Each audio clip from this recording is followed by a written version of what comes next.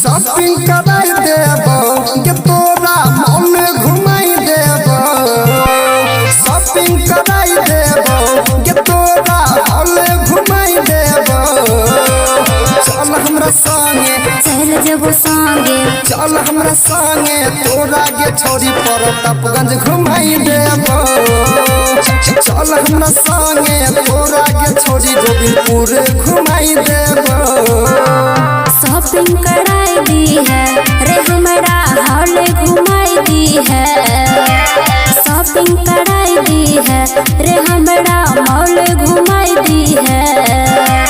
चल जबो संगे चल जबो संगे चल जबो संगे हमरा रे छोड़ा गोविंदपुर घुमाई दी है। चल जबो संगे हमरा रे छोड़ा प्रतापगंज घुमाई दी है।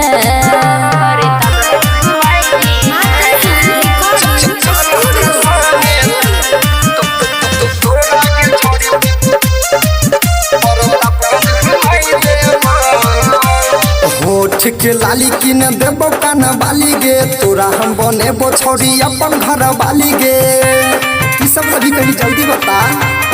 होठ के लाली लेबो कान के बाली रे हमरा बना ले छोड़ा अपन घर वाली रे। मॉल घुमाई देबो के तोरा हॉल घुमाई देबो। मॉल घुमाई देबो के तोरा हॉल घुमाई देबो। चल हमरा संगे चल हमरा संगे चल हमरा संगे तोरा के छोड़ी सिमराही घुमाई देबो। चल हमरा संगे तोरा के छोड़ी प्रतापगंज घुमाई देबो।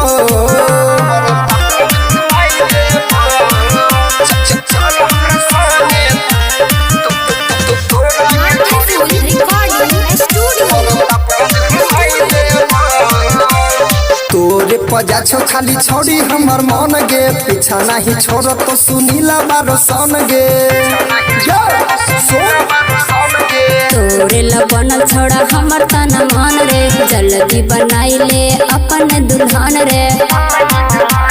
चाउमीन खिलाई देबो के तोरा चाट खिलाई देबो। चाउमीन खिलाई दी है रे हमरा चाट खिलाई दी है। चल हमरा संगे चल जबो संगे चल हमरा संगे तोरा के छोड़ी प्रतापगंज घुमाई देबो। चल जबो संगे हमरा रे छोरा प्रतापगंज घुमाई दी है।